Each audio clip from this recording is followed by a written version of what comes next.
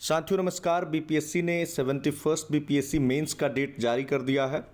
25 तारीख को सुबह 9:30 से 12:30 बजे हिंदी खत्म हो जाएगा, सामान्य हिंदी। इसका मार्क्स नहीं जुड़ता है।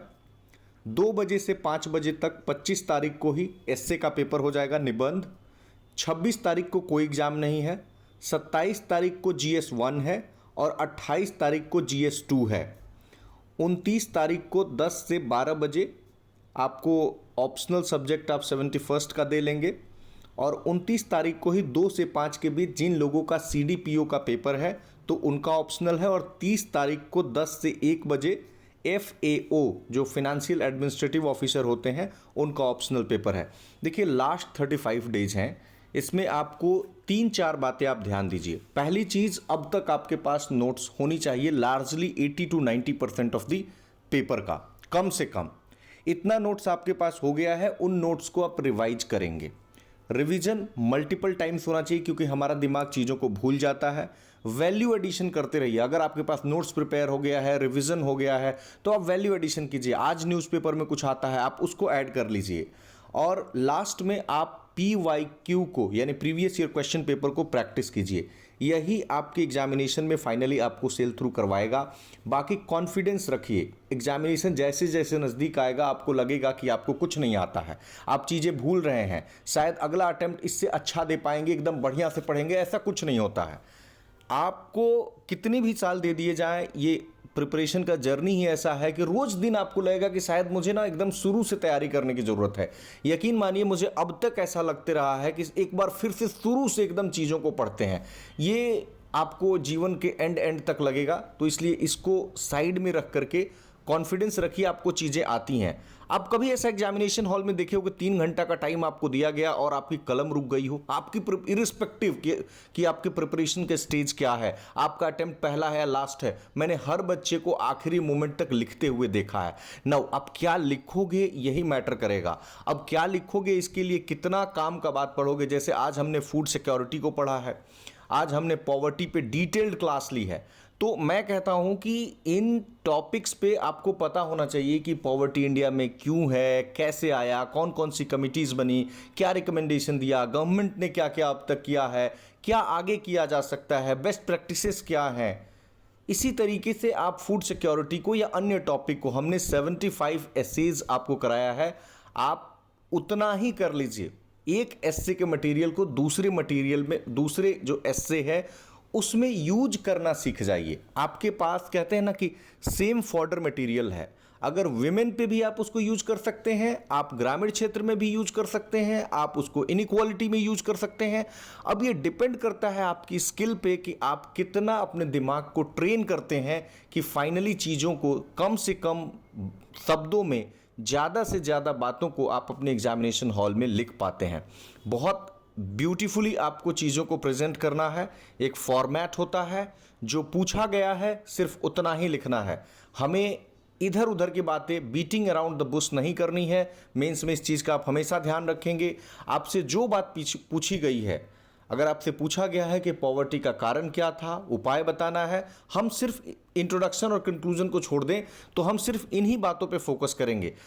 कभी भी आप टीचर को इस बात से इंप्रेस करने की कोशिश मत कीजिएगा कि आपको उस टॉपिक पे कितना आता है। उसका अपॉर्चुनिटी कॉस्ट होगा। इकोनॉमी में आप पढ़ते हैं, अपॉर्चुनिटी कॉस्ट का मतलब है कि आप अदर जो चीज़ें हैं वो आपकी छूट जाएंगी। जो सेकंड बेस्ट ऑल्टरनेटिव होता है, आप जो दूसरे क्वेश्चन पे अच्छे से समय दे सकते थे वो नहीं दे पाएंगे। ब्लफ नहीं करना है अपने आंसर में। आप रोज प्रैक्टिस कीजिए, मेंटल आप अपना प्रैक्टिस कीजिए। मेंटल प्रैक्टिस ऐसे होता है कि आप दिन भर तो आप किताबें पढ़ते हैं, दिन भर अपनी नोट्स को पढ़ते हैं, आप किताबें बंद करके रिकॉल करने का प्रयास कीजिए कि आपको कितनी चीज़ें याद आती हैं। आप कोई भी चैप्टर उठा लीजिए, जैसे मान लीजिए कि अगर आप एक एस्से का ही उठाइए तो आप विमेन से रिलेटेड कोट्स याद कीजिए कि आपको कितने कोट्स आते हैं। इन्वायरमेंट पे आपको कितने कोट्स याद आ रहे हैं। फूड, आप एक कोई इनोवेटिव सॉल्यूशन खुद से सोचिए। आप डेली लाइफ के एग्जांपल्स में, अगर आप कृषि में अगर कुछ देखते हैं, कुछ बदलाव की ज़रूरत है, अगर आपको लगता है कि हमारा किसान बहुत ज़्यादा अवेयर नहीं है, तो कैसे अवेयरनेस के लिए कोई इनोवेटिव सॉल्यूशन आपके दिमाग में आता है, आप उस पर सोचिए। वर्ड्स पे पकड़ बनाना बहुत ज़रूरी है। बहुत सारे स्टूडेंट्स बहुत ही लेमन तरीके से लिखते हैं। हर सब्जेक्ट का अपना कुछ प्रोफेशनल कीवर्ड्स है, उस कीवर्ड्स को जरूर आंसर में इंक्लूड कीजिए, थोड़ा सा औरों से अलग बनाइए। जैसे अगर आप ज्योग्राफी लिख रहे हैं तो उसमें मैप्स जरूर बनाइए। हमारे जो ज्योग्राफी के टीचर हैं तो उन्होंने मैप्स का आपको मैप बना बना करके ही उन्होंने पढ़ाया है।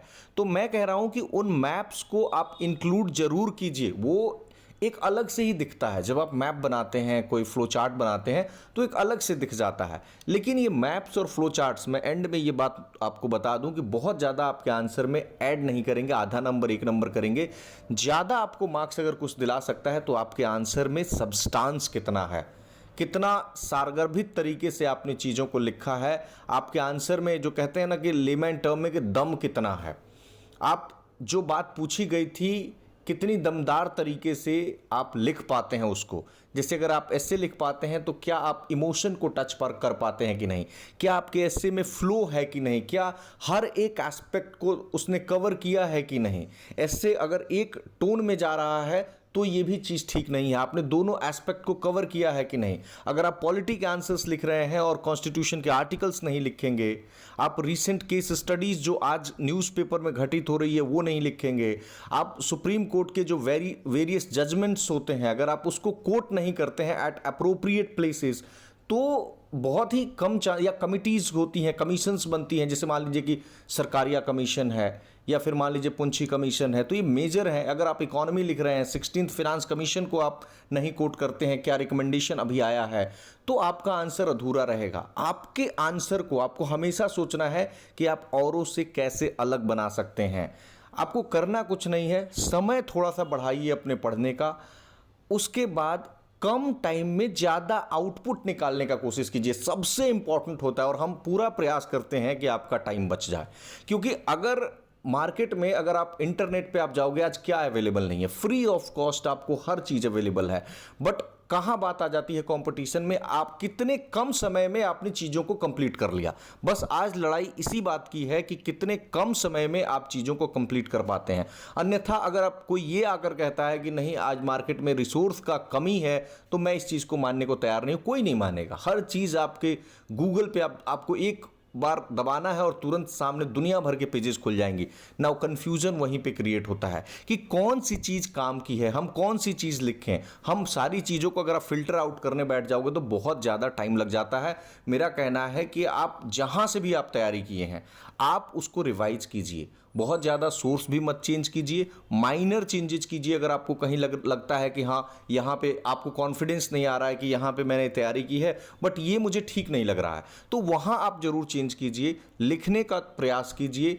जो अपना रिवीजन है, मेजॉरिटी ऑफ द टाइम आप रिवीजन पे लगाइए और अपना कलम उठाइए और कलम से देखिए। कम से कम पूरा नहीं लिखना है तो आप एक स्ट्रक्चर बनाने का कोशिश कीजिए। वो एग्जाम हॉल में ना आपका थोड़ा थोड़ा टाइम बचाएगा। आप डीआई को प्रैक्टिस कीजिए, डीआई के लिए पीवाईक्यू मोर देन एनफ है। आप 60-62 से लेकर के और 70 तक का क्वेश्चन प्रैक्टिस कर लीजिए, इससे ज़्यादा नहीं आएगा। ज़्यादा अगर उससे भी अगर उतना नहीं जाना है तो आप 67 बीपीएससी से इधर के क्वेश्चंस को कम से कम 4-5 बार प्रैक्टिस कर लीजिए, चीज़ें हो जाती है। करंट अफेयर्स पे आपको हमने 50 से ज़्यादा टॉपिक्स को कवर करा दिए हैं, उससे ज़्यादा उसकी मतलब 2-4 टॉपिक्स को हम और कवर करेंगे।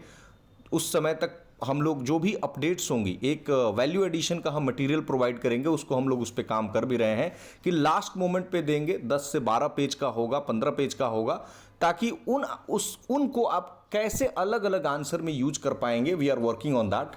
तो ये बहुत आपके लिए यूजफुल रहेगा। बाकी कॉन्फिडेंस रखिए और काम करते रहिए, इतना ही कहेंगे। डेट भी आ गई है, अब और सीरियस हो जाइए थोड़ा सा। धन्यवाद।